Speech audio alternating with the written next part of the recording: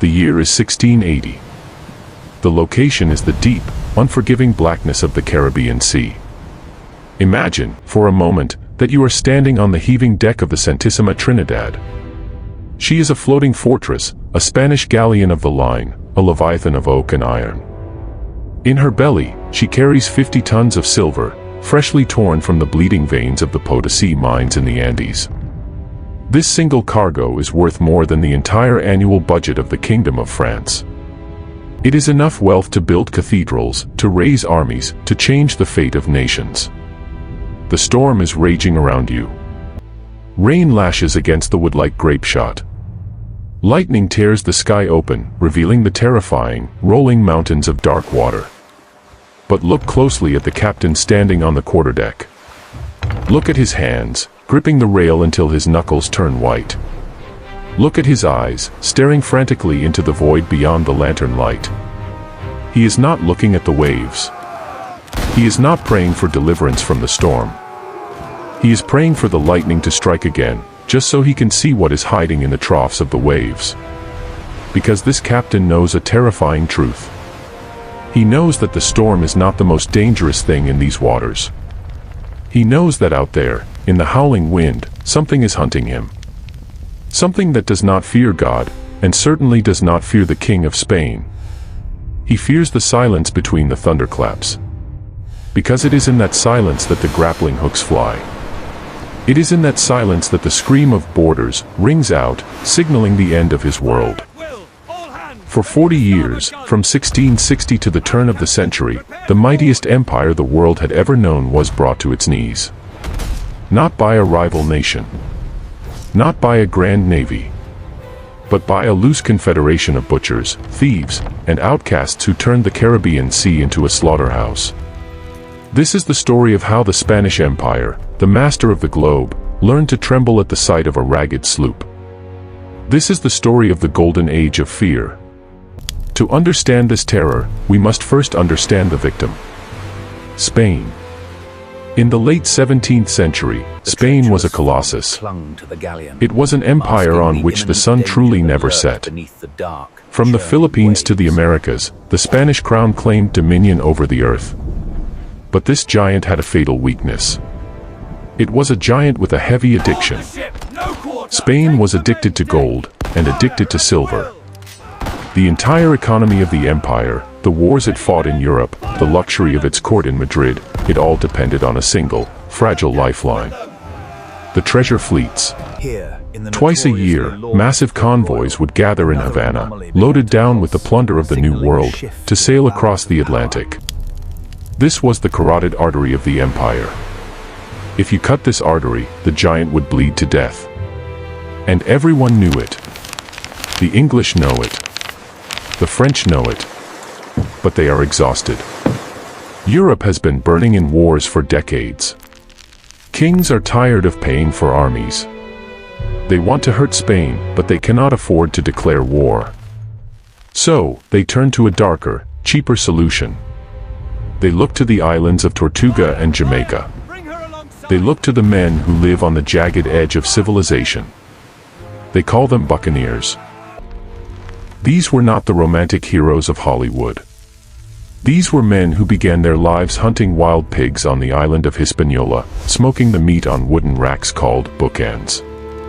They were hard men. Filthy men. Men who had been discarded by society. Escaped indentured servants, criminals fleeing the gallows, religious outcasts. They had nothing to lose, which made them the most dangerous men on earth. When the English and French governors whispered in their ears, handing them letters of marque, essentially a license to steal, these hunters turned their muskets from pigs to Spaniards. The war that followed was unlike anything history had seen. It was a clash of philosophies. On one side, you had the Spanish galleon. It was a symbol of order, hierarchy, and tradition. It was slow, majestic, and heavily armed, moving with the sluggish confidence of a superpower. On the other side, you had the pirate sloop. Small, fast, agile. It was anarchy made manifest in wood and canvas. The pirates did not play by the rules of naval warfare. They did not line up to exchange broadsides. They swarmed. They used the shallow waters where the heavy Spanish ships could not follow. They attacked at night. They attacked from the fog. They targeted the crew, not the ship. The psychological impact was devastating. Reports from the era paint a picture of absolute paralysis.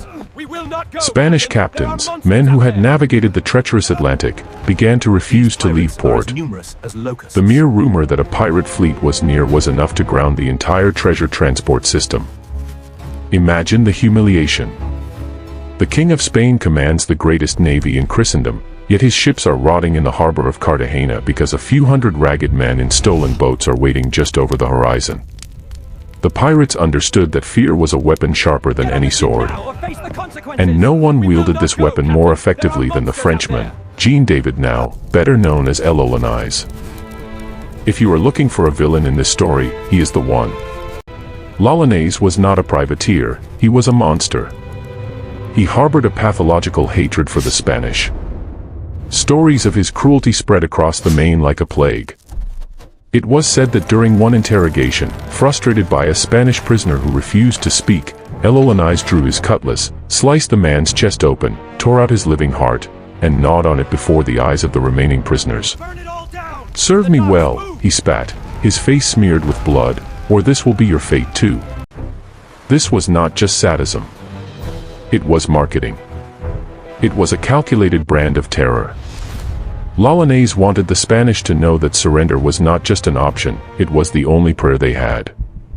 And it worked. Entire crews would jump into the sea rather than face him.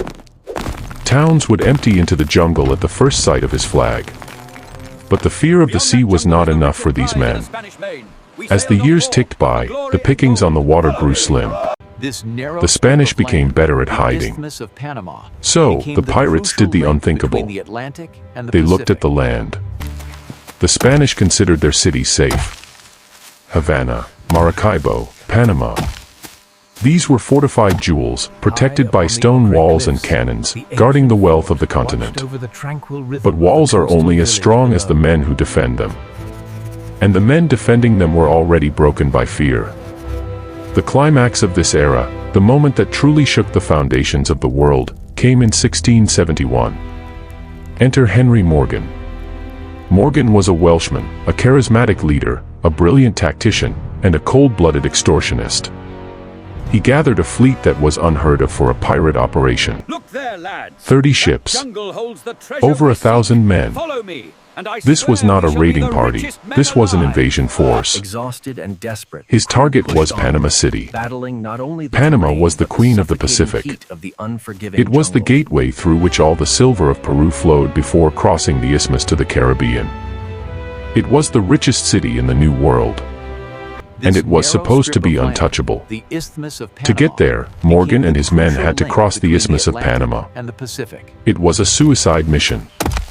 They had to march through one of the most inhospitable jungles on Earth. They hacked through vines that were thick as a man's leg. They waded through swamps up to their waists, infested with caimans and mosquitoes carrying yellow fever. They ran out of food within days. History tells us that they were reduced to eating their own leather boots.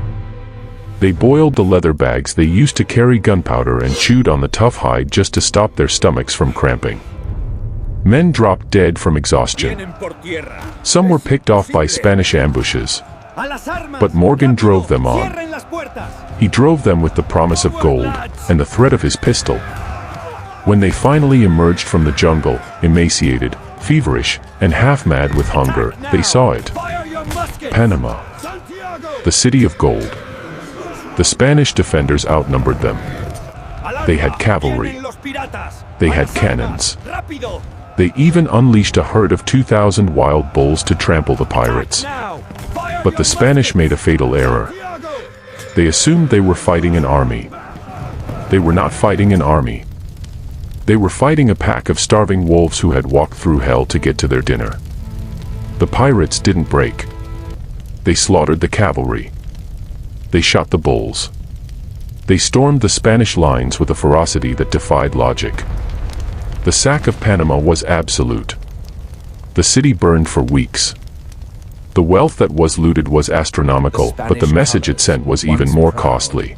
It proved that the Spanish Empire could not protect its own citizens. It proved that the king could not guarantee the safety of his own treasury. The shockwave hit Madrid like a physical blow. The credit of the Spanish crown collapsed. Bankers in Genoa and Amsterdam looked at the reports from Panama and closed their ledgers. It is lost. If Spain could not hold Panama, Spain was a bad investment. Insurance rates for Spanish shipping skyrocketed to the point where trade became unprofitable. It was an economic strangulation. The pirates were not just stealing gold, they were dismantling the complex financial system that kept the empire alive. For decades, this chaos reigned. The Caribbean became a no-man's land, a place where the only law was the law of the gun. The pirates, these brethren of the coast, lived like kings in Port Royal, Jamaica.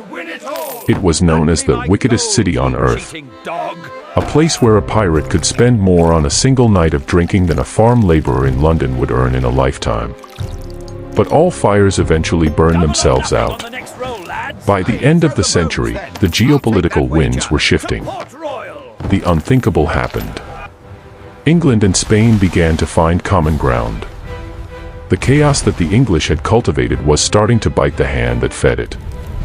The pirates were becoming too powerful, too uncontrollable.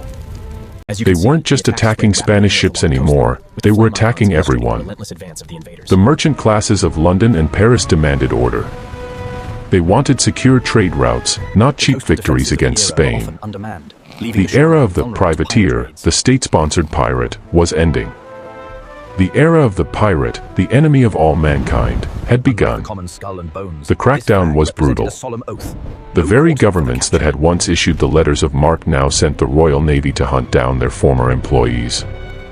Port Royal, the pirate haven, was destroyed by a massive earthquake in 1692, sinking into the sea as if God himself had finally lost patience. The noose tightened. The famous captains were hunted down, one by one.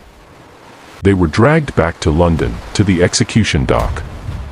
They were hanged in chains, their bodies left to rot in the gibbets at the entrance of the Thames, a gruesome warning to any sailor who dreamed of easy gold. By the year 1700, the golden age of the Buccaneers was over.